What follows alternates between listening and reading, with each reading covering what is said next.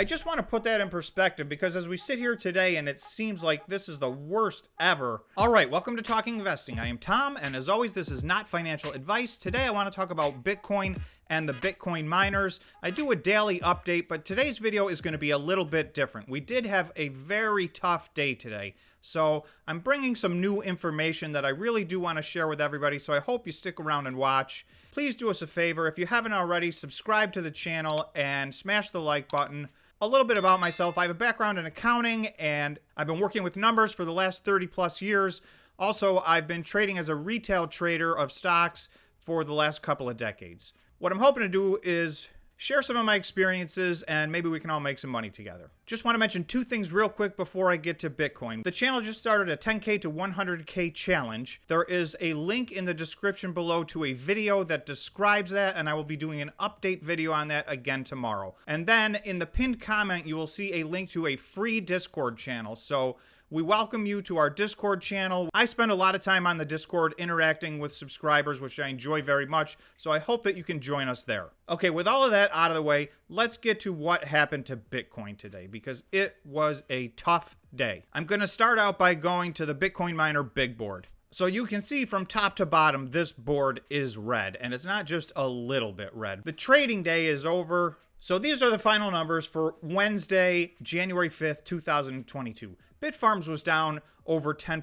Cleanspark was down over 10%, HUT was down over 12%, Hive was down over 10%, Riot was down over 12%. So those are big, big numbers. Most of this list was down over 10%. So this is a tough, tough day. Let's go take a look at the Bitcoin chart. First, I'm going to look at the zoomed in chart, and then I'm going to look at a few other things that we don't normally look at. This yellow line right here was the close of trading yesterday. So you can see most of today, Bitcoin was actually above this yellow line. Despite that fact, the Bitcoin miners were down pretty heavily right from the beginning of the day. And then unfortunately, here at 2 o'clock, you will see a giant red candle. These are 1 hour candles. So the Fed released their minutes and people did not like what they had to say. Essentially, they're worried about inflation. They think they may need to raise rates sooner than they thought they were going to have to. I don't want to get too deep into that, but the bottom line is the overall market got crushed on that news, and Bitcoin got dragged right down with it. This is the 2 o'clock to 3 o'clock candle, and this is the 3 o'clock to 4 o'clock candle. So for the last 2 hours of the day, Bitcoin broke this very strong line of support that we have tested now 7 or 8 times successfully. So this purple line has been a very strong line for us. It's set around 45,700. So you'll see today at 2 o'clock, the Fed broke support. And once it broke, as is oftentimes the case, it started dropping. And you can see on my chart, I really don't have another line of support for a long time. From 45.7, I go all the way down to 42.4. That's about $3,300 in between those lines of support. This line of support down here at 42.4, that was the bottom of the flash crash on December 3rd. So to me, that looks like our next line of support. Now, maybe we'll create a new line of support here in the middle somewhere if we can have a turnaround. But for now, I think it is very important to realize that the two likely case scenarios, I put a green check mark here and a green check mark here. I think that within the next 24 hours, we are probably going to hit one of these check marks. So at this point, there's not much downside left to test this line of support. So it almost would be a healthy thing. I know nobody wants to hear that, and the last thing I want to do is go down another 12 or 1,300 points.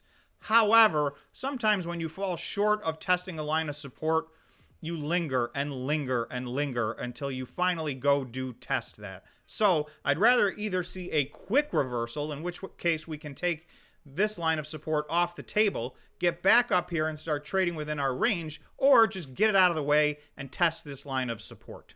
So I just want to address the fact that everybody right now that's trading in the Bitcoin miner sector and the people that are holding Bitcoin are feeling anywhere from having a bad day to desperate. So I just want to talk a little bit about that. These are the times that are the hardest to get through, and this is why so many people sell at the bottom. It really is very, very difficult to hold on to some of these stocks as you watch them plummet, and as the charts from a TA standpoint, everything starts to look like a falling knife.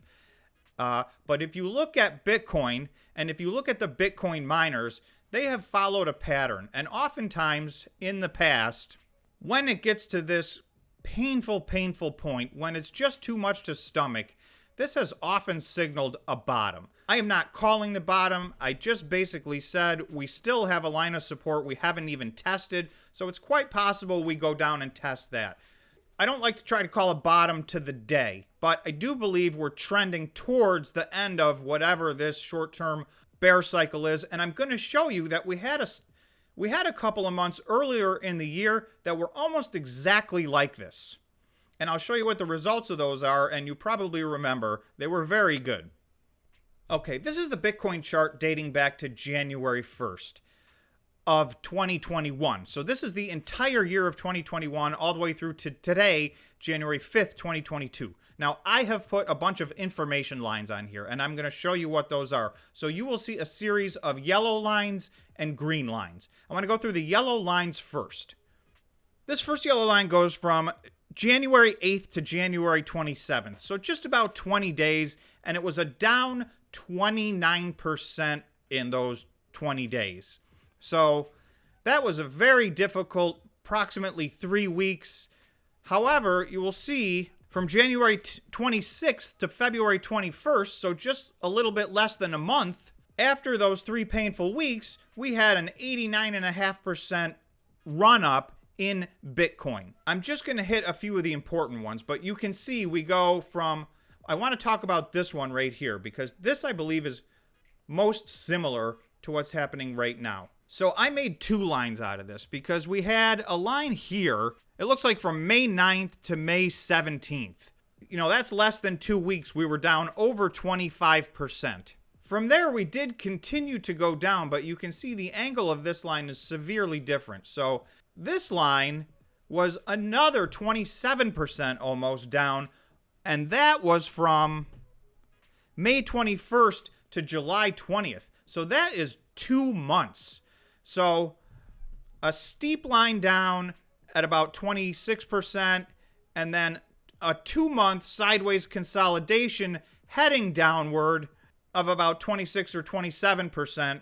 So those 2 things in a row, this was a very, very difficult period for everybody, considering Bitcoin had just a month earlier hit its all-time high up here around 64 or 65,000. In some ways, you can see this was actually completely sideways. From May 18th through July 20th, we kept testing the same bottom over and over. But in that period, we did create a descending triangle. And what came out of all of that was this green line right here, which was a 70% increase in Bitcoin over the next month and a half.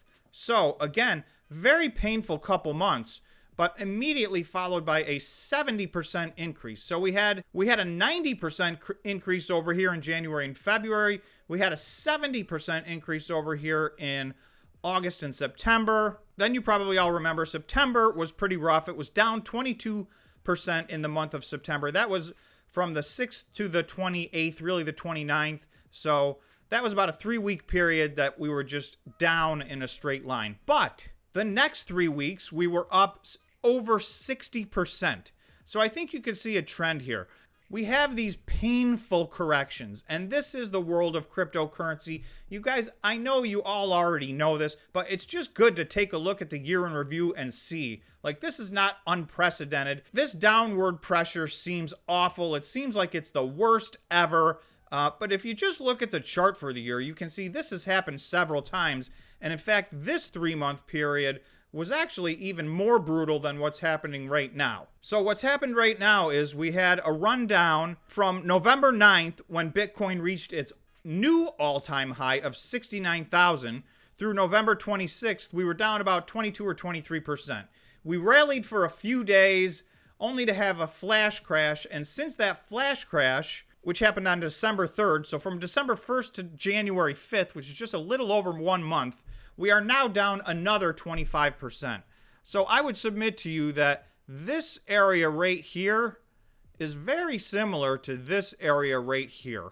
And I don't like to compare fractal patterns because it really isn't important that things follow the exact same line, and they rarely do. But in general, you can see there was a steep downcline and then a couple of months of sideways downward activity. Well, we've got the same thing happening right here, even to the extent where if I put a line, you'll see we're doing the same thing now here that we did down here.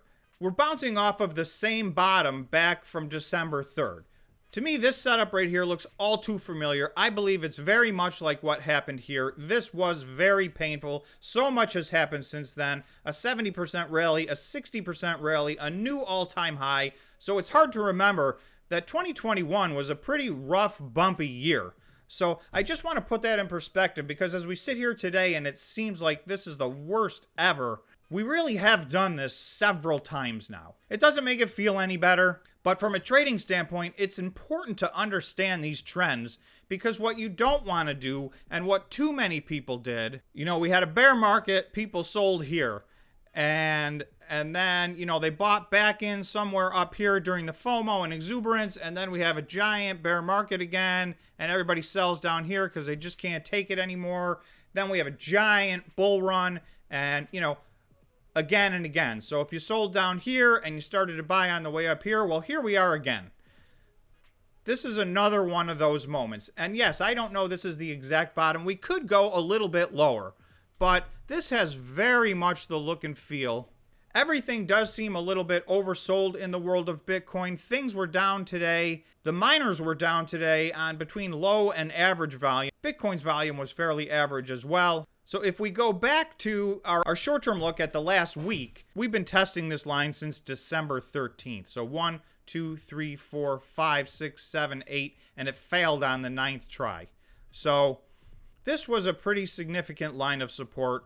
Unfortunately, events like the Fed releasing their notes and having some negative things to say can have a very short-term impact. So one way or the other, it looks like we've got a little ways more to the bottom to test out the bottom of our flash crash, or perhaps we turn around and get back into our trading range right here. I'm hoping everybody can gain some perspective from this and at least reduce the amount of panic, because I can see it out there in my YouTube comments, in my Discord comments. I can see it in a lot of other people's YouTube videos. This is a real the sky is falling type of a moment for everybody. Apparently, I did not see it, but Meet Kevin, I heard, basically said, sell everything. The Fed just wrecked the economy, prone to hyperbole, so he'll probably dial that back in the near future. I'm saying the opposite. I'm saying these Fed minutes can have a knee-jerk reaction that's very strong, but let it play out and see where this goes. I think we were forming a nice bottom. This is a little bit of a bump in the road, in my opinion. You guys are probably sick of hearing me say that I am bullish on Bitcoin and the Bitcoin miners in the long term. I did a video on Marathon because they put out their December numbers yesterday. I did a video on Hut 8 today because they put out their December numbers yesterday. In that, I go through their balance sheet, their income statement, their production numbers. If you look at what they're doing, these companies are extremely healthy, and they are set up to be extremely profitable in the year 2022, regardless of what Bitcoin does. If Bitcoin can stay above $40,000, then these companies are all extremely good investments, in my opinion. Again, this is not financial advice. I can't tell you what to do. I can't tell you what or when to buy or sell. And going into January, everybody's exahash rate seems to be on the rise. I want to just show you one more thing, just to show you guys that you are not alone. This is called the Multifactorial Crypto Market Sentiment Analysis, aka the Fear and Greed Index.